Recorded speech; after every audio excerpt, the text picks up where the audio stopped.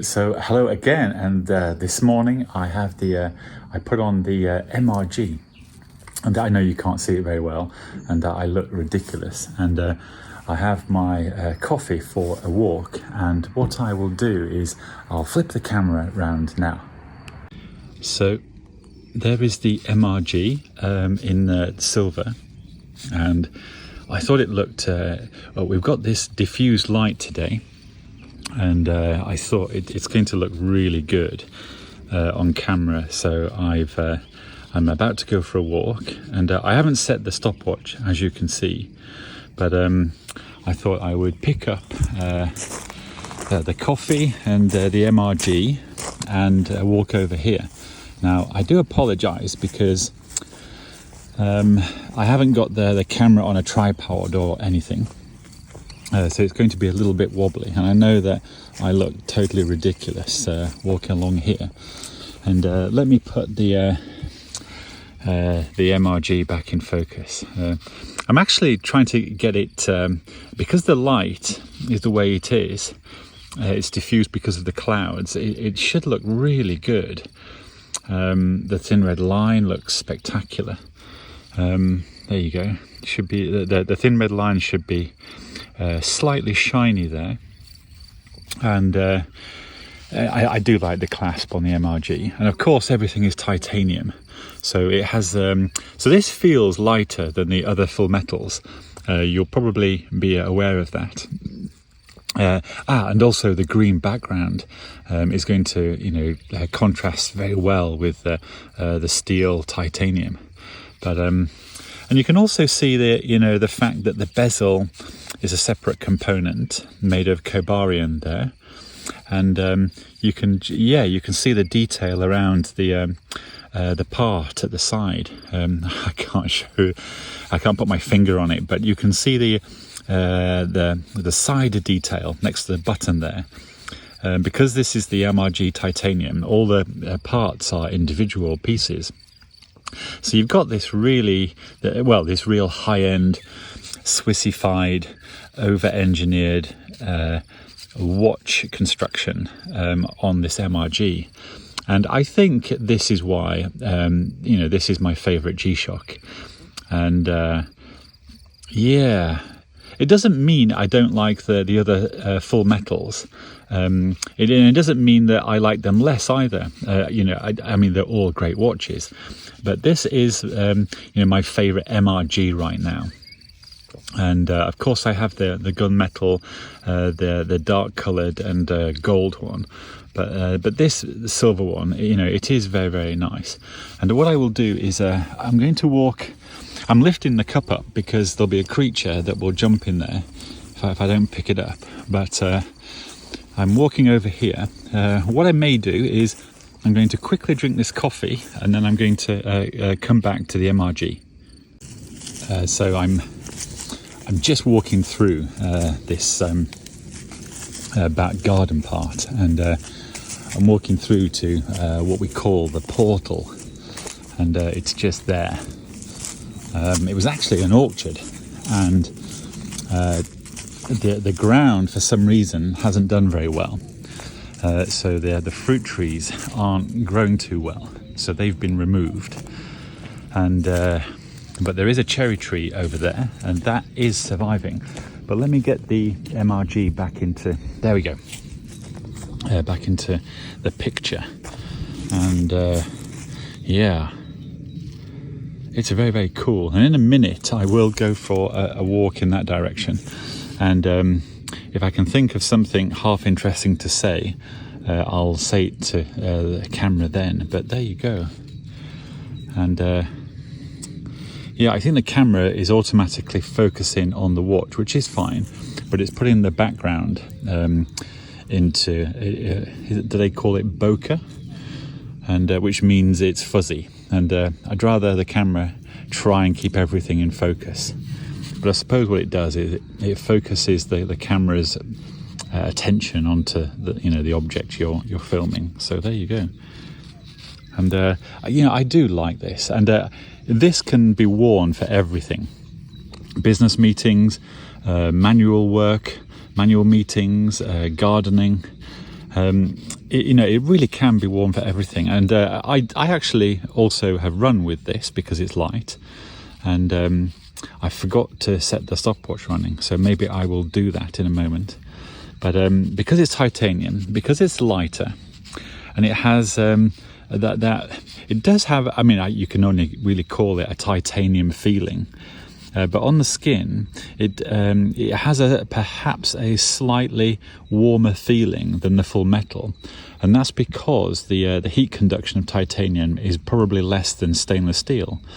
So on the wrist, it's going to feel warmer because it won't be conducting as much heat from you. So that might explain the feeling of the titanium material on your bracelet. But there you go. And hold on, I'm going to switch the camera. Hold on. Now, of course, what I should do is, switch the camera. But if I do that, I won't be able to go on my walk as well. And I'm hoping that the you look such an idiot trying to do this, but I'm trying to show you the watch on the wrist, and it is cool. And of course, it matches everything because it's basically silver. But there is that thin red line there, which I really do like. I'm going to whiz the camera around. Hold on. Yeah, so there we go. The lighting now should be super. There's our cherry tree. And so there we go. The MRG thin red line with the cherry tree. There you go. But yeah, this, of course, there is the full metal 5000D, which has the matching display, the stainless steel version. And I have had that watch, and I know I should have it. And of course, there is the 40th recrystallized silver cornflake that I'm still in the process of thinking about whether or not to get it, because it has the negative display and it has the cornflake effect on the bracelet. And I'm not really a cornflake negative display type of chap, but it doesn't mean to say that it's not good enough, because it certainly is. And I am thinking of still hopefully putting my hands on it so I can compare it to this, and also if I can get the original 5000D full metal steel, of course that would be great as well. I mean, you've given me a great idea there, actually. But yeah, but this is the because I no longer had the stainless steel silver. It's why when I saw this, I thought, wow, this is the watch that I really do want. And so this is the, of course it's very wearable. In another video, I have said that the gold, the TFG 35th anniversary gold, is the one that I wear the most. And still, that is the watch that I am wearing the most. And I'm wearing it more than this. And I'm not sure why, but maybe it's because of the green, lush nature here. And I'm in the middle of nowhere, and the country is the way it is. And so I gravitate towards the gold. I have no idea. But I am wearing the gold more than this. But this still gets worn because I like it so much. And in another video, once again, I said I'm gravitating always towards digital watches, and I don't fully know why. And it might be the fact that I'm in the country, that my environment might have something to do with it. But I still wonder why on earth I prefer a gold watch. And it might be as simple as I just like the colour, and it seems to match the green, lush environment that I'm in, that sort of thing. And I keep thinking, what if they make a gold MRG, and then I'm in bags of trouble. In fact, hold on. So I've just mentioned, what if they release an MRG gold, that in gold with a thin red line? Because if G-Shock did, I'm really going to want that. That's going to cause me. It's going to cause me and cost me a lot of trouble. But that in gold would be too much. I would definitely really want it. And if Casio watch this and they understand English, do not make that in gold, like the TFG or the new 40th recrystallized. That would be too much, because I already have a massive problem with the 35th anniversary solid gold square. And in another video I think I mentioned that, because I've realized that is one of my grail watches, but it's $70,000. So it's basically that in solid gold with the older module, $70,000. But I think it's the coolest thing ever, and that would be my what do they call it, the one and done wristwatches. But in actual fact, if I had it, I'd wear it for special occasions, and I'd still wear all my other squares. And hopefully coming soon, another G-Shock. And I'm going as quickly as I can to get my hands on the thing and possibly some others, because I do like those as well. But I'm definitely falling into this category of G-Shock square person. And it's a weird one, because I think in another video I said, I've seen so many watches. What is it about G-Shock and these square digitals that's grabbing me? And I'm sure that it's form and function, but I have a feeling that because I'm a bit of a boring engineering type, really, that perhaps the function of it is so good, and that's wrapped in a form that's pleasant, and that's perhaps predominating my preference for wristwatches that I wear. Anyway, I'm going to leave this video here, because I just don't want to bore people right now.